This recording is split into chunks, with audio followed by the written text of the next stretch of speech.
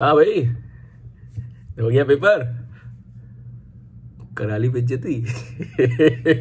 आ गया स्वाद।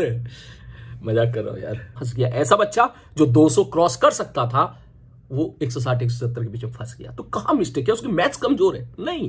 क्या उसकी फिजिक्स कमजोर है? नहीं। क्या उसकी केमिस्ट्री कमजोर है? नहीं। उसके बाद भी मार्क्स नहीं आए उसके। तो उसका स्कोर क्या गया? फिजिक्स में 18, केमिस्ट्री में 18, मैथ्स में 7। आंख पे पट्टी बांधी, लगे पड़े भागने में। ठीक, मास्टर भी समझाता था ऐसे करो वैसे करो। मास्टर की कौन मानता है भैया, हम तो खुद ही करेंगे। वास्तविकता जो अभी तक धुंधली नजर आ रही थी, अब थोड़ा सा उनको क्लियरली दिखाई दे रही होगी। तो उसने एक बात बोली थी कि शाहरुख खान ने 1 साल का वक्त लिया, 1 साल का। उसने 52 स्टोरीज, 52 स्क्रिप्ट पढ़ी थी, 52 स्क्रिप्ट मूवी की, जिसमें से उसने 3 स्टोरी फाइनल की थी। तो बात ये नहीं है कि वो 3 करे 30 करे, बात ये है कि एक पॉज उसने लिया, बस्टर हुई है। तो बेसिकली उसका अगला जो सिलेक्शन जा रहा है, ठीक, वो बहुत शानदार जा रहा है। तो खैर, उसका सिलेक्शन शानदार जाए या ना जाए, हमें उस बात से मतलब नहीं है। हमें उस बात से मतलब है कि हमारा सिलेक्शन कैसे शानदार जाए, हमारी आने वाली जो 3-4 मूवीज है वो हमारी कैसे हिट हो। सो 3-4 मूवी कैसे, मतलब काफी बच्चे यहाँ पर ऐसे भी होंगे, जेमेंस 1 देंगे, जेमेंस 2 देंगे, बिट्स देंगे, बिट्स के अलावा और भी साउथ के कुछ कॉलेजेस हैं, उसका फॉर्म भरेंगे। तो पिक्चर तो अभी बाकी है मेरे दोस्त, लेकिन सर कैसे? हाँ भाई, हो गया पेपर? करा ली बेइज्जती। आ गया स्वाद। मजाक कर रहा हूं यार। चाहे वो कोई सी मिस्टेक हो, कैलकुलेशन मिस्टेक हो, सिली मिस्टेक्स हो, गोला गलत भरना हो, आर्टिकल आपने छोड़ दिया हो, कोई पर्टिकुलर सब्जेक्ट आपका कमजोर रह गया हो, कोई पर्टिकुलर आर्टिकल आपका रह गया हो, ठीक, कुछ भी आपसे गलती हुई है, जो भी आपसे गलती हुई है, ठीक, चाहे आप नर्वस हो गए हो, एडवांस किया था, ठीक, जितनी आपसे गलती हुई है नीचे कमेंट बॉक्स में जरूर लिखो। ठीक, मुझे जब वक्त मिलेगा डेफिनेटली उन गलतियों पे हम लोग क्या बेटर कर सकते हैं, कैसे वर्कआउट कर सकते हैं, मैं उस पर डेफिनेटली बात करूंगा। तो फाइनली आप लोगों का पेपर समाप्त हो गया होगा और मुझे पूरी उम्मीद है कि इस पेपर ने 3 घंटे ने आपको बहुत कुछ सिखाया होगा। तो अब बेसिकली बात यह है कि बेटा आगे क्या। काफी बच्चों के मैसेज आए कि सर जेईई मेंस 1 हो चुका है, अब जेईई मेंस 2 में क्या। तो जैसे ही बेटा पेपर समाप्त हुआ होगा, धीरे धीरे माहौल आएगा, फिर से नया जोश होगा, फिर से नया जुनून होगा, फिर से नई उम्मीद जागेगी। मार्केट में नए नए क्रैश कोर्स आएंगे, आपको लगेगा कि यस अब ये क्रैश कोर्स कर लेंगे तो बिल्कुल सिलेक्शन तो हो ही जाएगा अच्छे से, और इस तरीके से फिर से नया जोश, नई उमंग, नई तरंग। लेकिन बेटा आपने चाहे कितनी भी मेहनत क्यों ना की हो, ठीक है, आपने कितनी भी मेहनत क्यों ना की हो, अगर आपने अपने अंदर थोड़ा सा चेंज नहीं लाया तो इस बात की गारंटी है कि जैसा आपका जेईई मेंस 1 का पेपर गया है, जैसा आपका जेईई मेंस 1 का रिजल्ट जाएगा, बिल्कुल इसी तरीके से जेईई मेंस 2 का रिजल्ट जाएगा। अब आप बोलोगे सर ये क्या, ऐसे क्यों कह रहे हो सर ये तो बड़ी निगेटिव बात बोल रहे हो आप, है ऐसे क्यों कह रहे हो, जैसे जेईई मेंस 1 का जाएगा वैसे जेईई मेंस 2 का जाएगा। करेक्ट है, बिल्कुल करेक्ट है। 99.99% बच्चों के साथ यही होता है, जैसा जेईई मेंस 1 जाता है वैसा जेईई मेंस 2 जाता है। सर ऐसा क्यों? लेकिन इसमें भी क्यों नहीं, क्यों से पहले लेकिन वाली बात है, अगर आपने अपने पढ़ने का तरीका नहीं बदला तो, इसमें थोड़ा सा क्लॉज, अगर आपने अपने पढ़ने का तरीका नहीं बदला तो, अगर आपने अपने अंदर जो भी चीजें हैं कुछ, अगर आपने थोड़ा स्मार्टली काम किया अगले 2 महीने के लिए, तो यस डेफिनेटली आप अपनी परसेंटाइल को इंप्रूव कर सकते हो। लेकिन अगर आपने वही पैटर्न फॉलो किया जिस पैटर्न से अभी तक पढ़ते आ रहे हो, तो भैया रिजल्ट फिर वही आने वाला है। तो सर वो क्या पैटर्न है, किस तरीके से हम लोग यहाँ पर आगे हमको प्रोसीड करना चाहिए? तो बेटा सबसे पहले तो मैं तुम्हें ये बोलूंगा, जितने भी मेरे स्टूडेंट्स हैं स्पेशली, कि बेटा थोड़ा सा टेक ए पॉज। बहुत भाग लिए तुम, बहुत भाग लिए। अगस्त में आप लोगों ने आंख पे एक पट्टी बांधी थी और भाई साहब भागना शुरू कर दिया था एक रेस में, जिसमें कुछ पता नहीं था कि क्या होने वाला है, ठीक, जिसमें से कुछ बच्चे, सारे तो नहीं, 10% 20% बच्चे ऐसे थे बेचारे जिनका कहना था कि सर बस आप बता दो कैसे है, कैसे करना है, हम बिल्कुल वैसे करते चले जाएंगे। और मेजॉरिटी ऑफ द स्टूडेंट्स ऐसे थे कि भैया सर हम तो अपने हिसाब से करेंगे, मास्टर की थोड़ी सुनेंगे, मास्टर को थोड़ी ना कुछ पता है भाई, उससे ज्यादा तो हमको पता है, ठीक, हम अपनी बातें फॉलो करेंगे।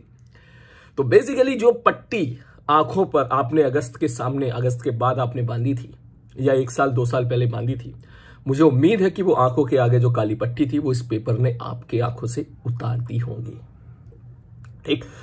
और पट्टी लगने की वजह से जो वास्तविकता होती है ना, जो धुंधली नजर आने लगती है, मुझे उम्मीद है अब वो तुम्हें क्लियरली नजर आ रही होगी कि यस हमारे सर उस वक्त बिल्कुल सही कहा करते थे। जब वो पढ़ाते थे हमने उनको सीरियसली नहीं लिया।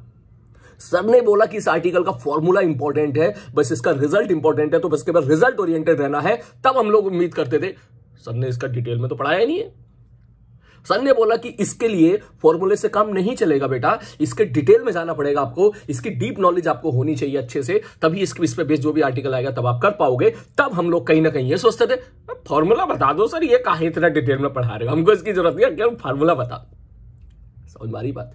कभी कभी हो सकता है आप लोगों ने काम किया हो कि भैया 1 महीना 2 महीना पढ़ना ही छोड़ दिया हो और लास्ट में फिर सोचा हो कि यस एग्जाम से पहले भैया 2 महीने पहले 1 महीने पहले अब हम पढ़ेंगे और अब हम सिलेक्शन निकाल लेंगे। मजाक चल रहा है क्या बेटा? जेईई मेन जेईई एडवांस के लिए एक बात मैं तुम्हें बता दूं कि there is no any shortcut. कोई शॉर्टकट नहीं है, कोई शॉर्टकट नहीं है। ये ऐसा रास्ता है बेटा जिसमें जिस चैप्टर को जितने वक्त की रिक्वायरमेंट है उतना वक्त आपको देना पड़ेगा। तो बेसिकली मैं उनसे ये कहना चाह रहा हूं बेटा आप थोड़ा सा रुको, टेक ए पॉज, 1 दिन 2 दिन का पॉज लो, 2 दिन कम से कम, मैक्सिमम 3 दिन, 3 से ज्यादा नहीं। और पॉज लेके बेटा आपको बेसिकली ये सोचना है कि यार गलती कहां हुई, क्योंकि वही पेपर, मेरी बात यकीन मान, वही पेपर अगर मैं तुमको 1 महीने के बाद दूं, जो पेपर आप देख के आए हो, तो जिसमें आप 40-50 के हेर फेर में क्वेश्चन अटेम्प्ट करके लेके आए हो, मैं गारंटी लेता हूं इस बात की कि भाई साहब वही पेपर 1 महीने के बाद आप बहुत इजीली उसमें 60 क्वेश्चन मिनिमम अटेम्प्ट कर पाओगे, सेम नॉलेज पर, सेम नॉलेज पर। अंतर क्या है? अंतर क्या है कि भाई सेम क्वेश्चन जो है हम लोग एग्जाम में जो गए थे तो क्यों निपट गया सवाल, यार ऐसा क्यों हो गया? क्या ऐसी वजह थी कि भाई साहब सर ने क्लास में कराया था तो बिल्कुल अच्छे समझ में आ गया था, ठीक, एग्जाम में आया तो भैया निपटा के आ गया। तो बेसिकली टेक ए पॉज और अगले 3 दिन उन सारी गलतियों पे वर्कआउट करो जो आप एग्जाम में करके आए थे। सीधी सच्ची बात यह है बेटा, अगर आपने वो गलती नहीं सुधारी, अगर आपने ऐसा लगा कि भैया दौड़े रेस में एग्जाम दिया, फिर गिरे, फिर उठे, फिर दौड़े फिर पहुंच गए एग्जाम में, यकीन मान मेरी बात कि भैया रिजल्ट तेरा सेम ही आना है। अब तू बोलेगा सर पेपर तो है ही नहीं, अबे तो मेमोरी बेस है, उसमें देख ले, memory base question almost exact ठीक है, नहीं हुए 100% एग्जैक्ट नहीं हो सकते, लेकिन ठीक है यार 90% दैट्स ओके सफिशिएंट। पेपर तो तू देख ही है ना, तुझे तो पता ही होगा ना कि हाँ ये क्वेश्चन आया था, हाँ ये क्वेश्चन आया था। तो बेसिकली जो प्रॉब्लम्स आप लोगों ने फेस किया एग्जामिनेशन हॉल में, अगर मैं आप लोगों से बात कर, जितनी मैंने आप लोगों से बात की वो प्रॉब्लम्स कुछ ऐसी थी। सबसे पहले कि सर सबसे पहले हमने मैथमेटिक्स शुरू किया और मैथ्स बड़ा मजा आया और करने में सर पूरा 1.5 घंटा लग गया, 1.5 पौने 2 घंटा। उसके बाद केमिस्ट्री और फिजिक्स में हम लोग गए तो सर उसके बाद टाइम ही नहीं मिला और सर वहां पे गड़बड़ा गया और आखिरी में हड़बड़ी में हम लोगों ने सवाल निपटा दिए। पहला प्रॉब्लम। सब फिजिक्स बड़ा मजा आ रहा था, फिजिक्स बहुत आसान आया था, सबने फिजिक्स से स्टार्ट किया, क्वेश्चन बनने थे तो कोई गलती ना हो इसलिए बहुत आराम से हम लोग क्वेश्चन सॉल्व किए और पता चला सर 1.25 घंटा फिजिक्स में लग गया, फिर केमिस्ट्री में गए 1.25 घंटा से केमिस्ट्री में लग गया, सर 2.5 घंटा लग गया, बचा आधा घंटे में मैथमेटिक्स करने गए। सब मैथमेटिक्स में आधे घंटे में ना बस केवल 10 सवाल देख पाए, 10 में से सर मुश्किल से 5 हुए, अब 5 नहीं हुए, अब 5 में 1 या 2 गलत भी हो सकता है। तो सर मैथ्स में तो सर 3 या 4 सवाल सही हुए, दूसरी गलती बस हमारी। सब फिजिक्स बहुत अच्छा अटेम्प्ट हो गया, 17-18 सवाल हो गए और केमिस्ट्री भी हम लोगों ने अच्छा कर लिया, 10-15-20 सवाल हो गए और सर मैथ्स में वक्त भी मिला लेकिन उसके बाद 7 या 8 सवाल ही कर पाए हम लोग। तीसरी गलती, कुछ बच्चे मुझे ऐसे भी मिले जिनका फिजिक्स और मैथ्स अच्छा चला गया, ठीक, मगर उन्होंने फिजिक्स और मैथ्स अच्छा चला गया और इत्तेफाक से उनकी जो केमिस्ट्री है पता चला केमिस्ट्री में 7 या 8 सवाल सही हो रहे हैं। सही नहीं, अटेम्प्ट करके हैं, सही या गलत के बारे में तब पता चलेगा जब रिजल्ट आएगा। ऐसे बच्चे भी थे। कुछ बच्चे ऐसे थे कि सर देख बस पता नहीं क्या हो गया सर, एग्जाम में इतना नर्वस हो गया मैं, और ऐसा नर्वस हो गया सर, इतने सिंपल हाथ कांप रहे थे, पैर कांप रहे थे, इतने सिंपल सवाल को सर जो है मैं सिली मिस्टेक करके आ गया, फॉर्मूला गलत पुट करके आ गया, सर सवाल पढ़ भी रहा हूं समझ में नहीं आ रहा है क्या लिखा हुआ है और मैं बहुत नर्वस आ गया था।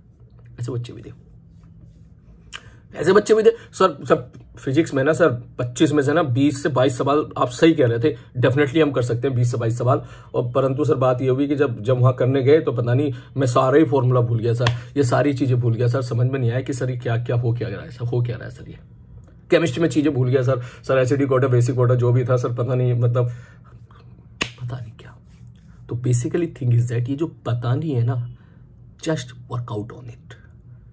क्या है, क्यों ऐसी वजह हुई कि तू एग्जाम में छोटी छोटी गलतियां, करेक्ट इनकरेक्ट की, गोला भरने की, सिली मिस्टेक्स की, सवाल गलत पढ़ने की और जो है कैलकुलेशन मिस्टेक की, तो ये सारी भर भर के जो गलतियां करके आया है ना बेटा, इस पे वर्कआउट कर, क्योंकि अगले 2 महीने में तूने खूब सारा पढ़ाई कर भी लिया और उस पर वर्कआउट नहीं किया, सेम पेपर जाएगा, सेम रिजल्ट जाएगा, लिख के ले लो तू मेरी बात। और अगर तूने सच में, देख, एक होता है सिंसियरली और स्मार्टली पढ़ना, और अगर तूने स्मार्टली पढ़ा कि यार मेरी ये कमी है यार, ठीक, ये पेपर है और मैं अब अगर ये पेपर देख रहा हूं तो बहुत इजीली मैं फिजिक्स में 20 से 22 क्वेश्चन कर पा रहा हूं, केमिस्ट्री में 17 से 18 क्वेश्चन कर पा रहा हूं, या मैथमेटिक्स में 15-16 क्वेश्चन कर पा रहा हूं। ये कर पा रहा हूं और मैं एग्जाम में नहीं कर पाया कि बीच का जो गैप है ना बेटा, ये गैप भरने का वक्त है अगले 2 महीने में। क्लियर है? और इसके लिए तेरे पास पूरा टाइम है, भरपूर टाइम है, भरपूर टाइम है।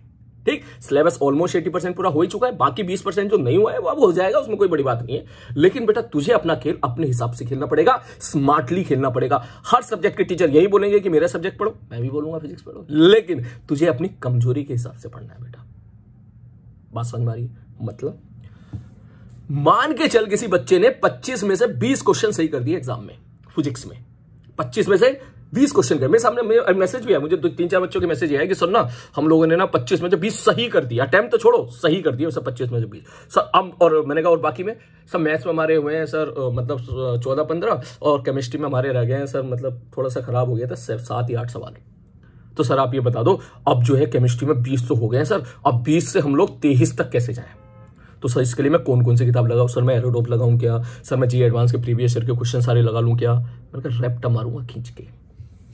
फिजिक्स में अगर तू 20 क्वेश्चन तक पहुंच गया है, 17 क्वेश्चन तक पहुंच गया है, 18 क्वेश्चन तक पहुंच गया है, तो 20 क्वेश्चन से 23 क्वेश्चन पहुंचने में पूरी बहुत ज्यादा तुझे मेहनत लगानी पड़ेगी। लेकिन बेटा यही मेहनत तूने अगर अपनी उस सब्जेक्ट को दे दी जिस सब्जेक्ट में तू 5 सवाल या 6 सवाल करके आ रहा है, तो बेटा 5 सवाल या 6 सवाल से 17-18 सवाल पे जाना आसान है एज कंपेयर टू फिजिक्स जैसे सब्जेक्ट में या किसी ऐसे सब्जेक्ट में जिसमें तू 20-21 क्वेश्चन करके आया है, वहां से 22 से 23 सवाल पे जाना। मतलब जो सब्जेक्ट तेरा बहुत स्ट्रांग है बेटा, अब उसे और स्ट्रांग करने के चक्कर में मत पड़ना। जो तेरा सब्जेक्ट तेरा पीछे छूट गया है, जो तेरे आर्टिकल तेरे पीछे छूट गए, उनको पकड़, उसको खींच के लेवल पे लेके आ।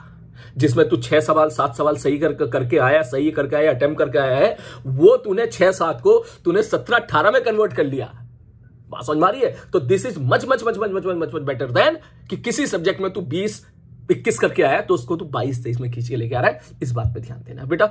ऐसा नहीं है कि जो तेरा फेवरेट सब्जेक्ट है उसको पकड़ ही दे, उसके तह में चला जाए। नहीं नहीं नहीं, तुझे अपनी गलतियों पे वर्कआउट करना है, तुझे अपने मार्क्स सुधारने हैं, और तुझे उसके लिए जो सबसे कमजोर कड़ी रह गई है वो कमजोर कड़ी देखनी। उसमें सबसे पहले कमजोर कड़ी है क्या? जिस सब्जेक्ट में तेरे सबसे कम मार्क्स आए हैं, पहला। दूसरी कमजोर कड़ी तेरी जो रह गई है वो तेरी कैलकुलेशन, फॉर्मूला बेस, इस तरह की जितनी सिली मिस्टेक्स हैं वो सारी। और तीसरी जो बीच बीच के आर्टिकल्स छूट जाते हैं। हम सर तो पढ़ाते हैं लेकिन हम लोग नहीं पढ़ते हैं, सर तो पढ़ाते हैं लेकिन हम लोग नहीं पढ़ते हैं।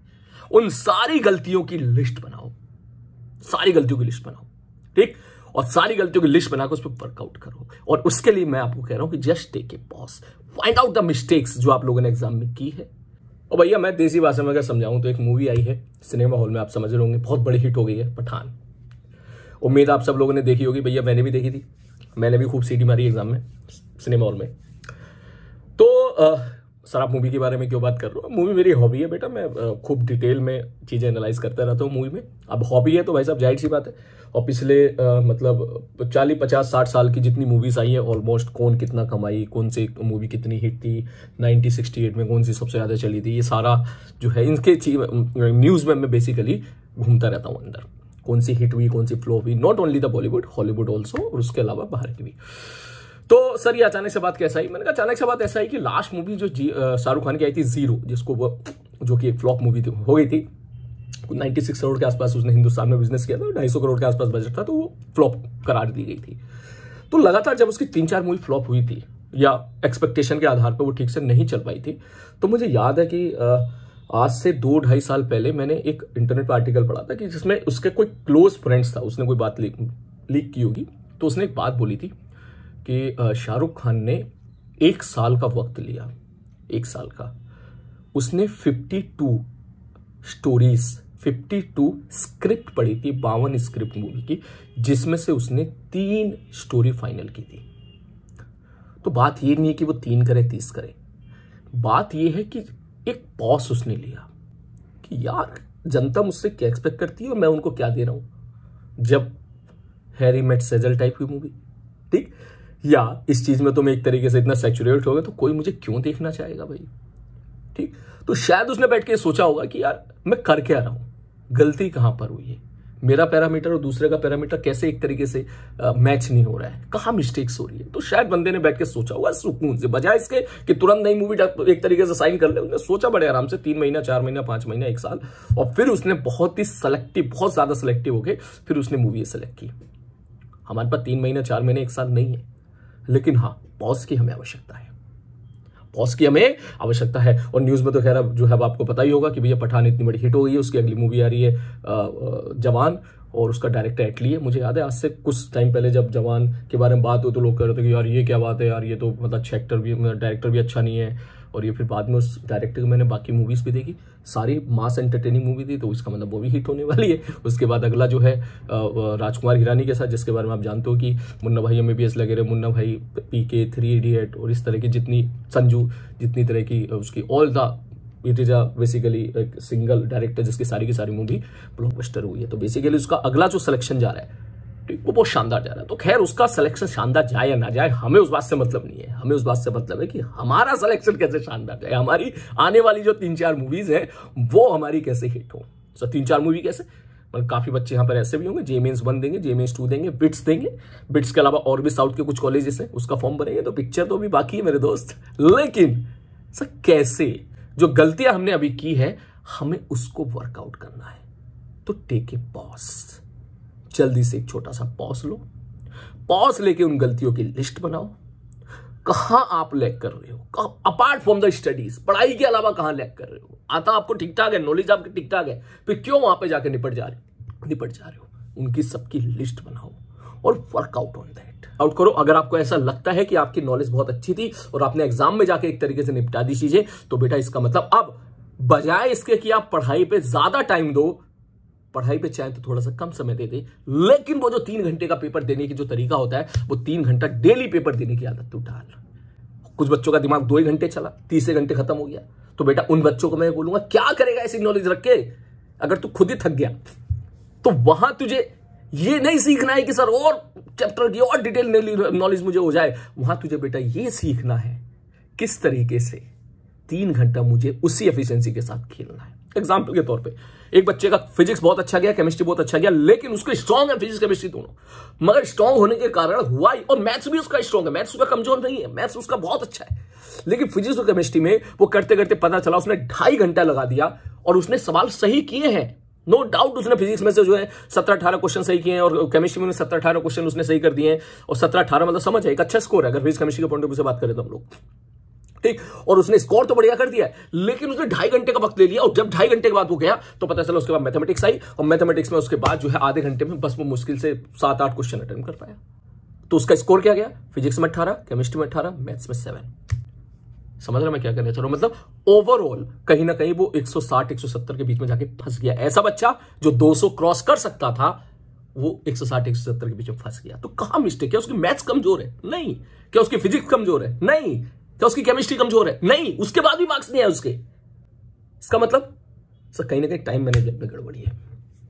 सवाल तो वो कर लेता है, लेकिन उसको शायद जिस सवाल को 2 मिनट के अंदर कर लेना चाहिए वो सवाल को 4 मिनट के अंदर कर रहा है। तो इसका मतलब उसको वर्कआउट करने की जरूरत है। किस चीज में, क्या वो नए टॉपिक्स पढ़े, क्या वो हाई फाई लेवल के क्वेश्चंस लगाए, नहीं, उसको करना है सेम क्वेश्चन को कैसे 2 मिनट के अंदर करे, उसको अपनी स्पीड को बढ़ाना है। टेस्ट मैच नहीं खेलना है, 2020 के हिसाब से खेलना है। आई होप तुम बातें समझ रहे होगे मैं क्या कहना चाह रहा हूं, क्लियर है। उसको बेसिकली क्या करना है, उसको अपनी स्पीड बढ़ानी है। वो एक अग्रेसिवनेस जो होता है, एक पागलपन जो होता है, क्वेश्चन देकर जल्दी से एकदम इफेक्टिवली एक ही लाइन को, एक क्वेश्चन को एक ही बार पढ़ा था, एक ही बार में समझ में आ जाए, उसको दोबारा समझने की कोशिश ना करे। जैसे क्वेश्चन पढ़े वैसे ही तेरे दिमाग में पता चल जाए कि भाई साहब इसका कंसेप्ट ये है, इसका फॉर्मूला ये है, इसमें वर्कनी थ्योरम लगनी, इसमें लगनी, फटाक से मैन चलना स्टार्ट हो जाए। तुझे वो चीज अचीव करनी है, ना कि ये अच्छा ये गिवन है, ओके अच्छा सर ने बोला था इसके लिए ऐसे करना है, यस दिस इसमें क्या दे रखा है, ये दे रखा है, अच्छा इसकी वैल्यू यहां पुट कर दी। इससे स्पीड से काम नहीं चलेगा बेटा, क्लियर है। तो बेसिकली वही वाली बात है ना, जो आंखों के आगे जो पट्टी बंदी होती है, हर मास्टर उतारने की कोशिश करता है। मैंने भी बहुत उतारने की कोशिश करी थी, ठीक। और जब मास्टर उतारने की कोशिश करता है तो मास्टर बहुत बुरा लगता है उस टाइम पे, ठीक है, कि मास्टर तो बहुत खराब है, ठीक है। और लेकिन जब पेपर देके आते हो तब समझ में आ जाता है सब, तब सब समझ में आ जाता है।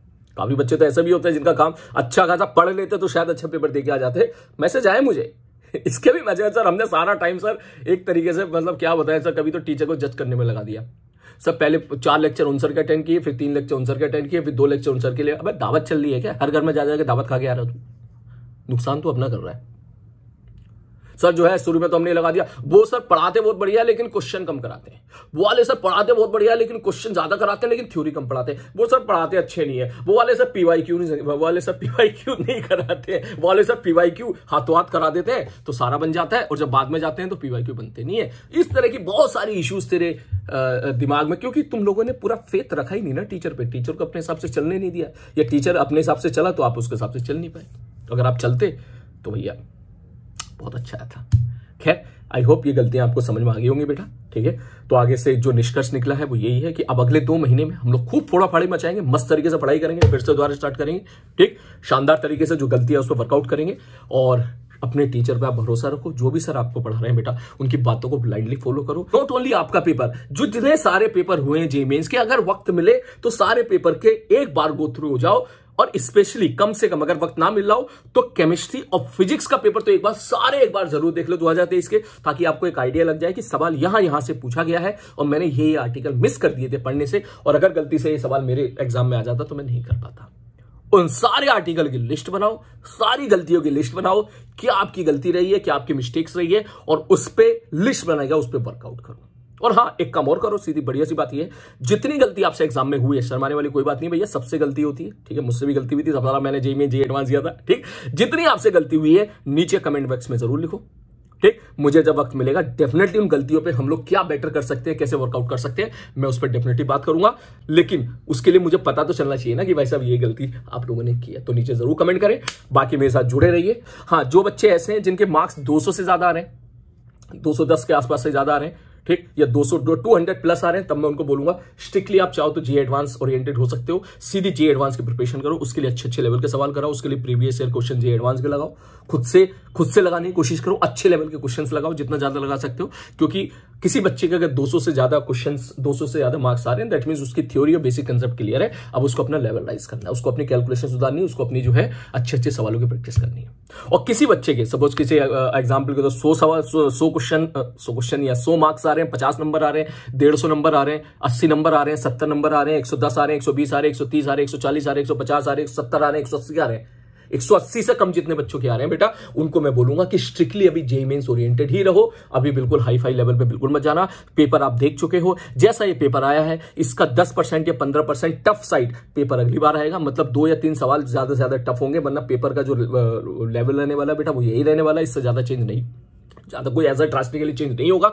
इसलिए आप इसी पेपर के आधार पर ही चीजें बहुत अच्छे से करो, ज्यादा से ज्यादा क्वेश्चन की प्रैक्टिस करो, और जो गलती आप एग्जाम में करके आए हो उस गलतियों पे आप वर्कआउट करो। क्लियर है? चलो भाई मिलते हैं फिर, और नीचे वो जरूर कमेंट करें जो आपने गलतियां की हैं, ताकि हम लोग उस पर वर्कआउट करें। Take care.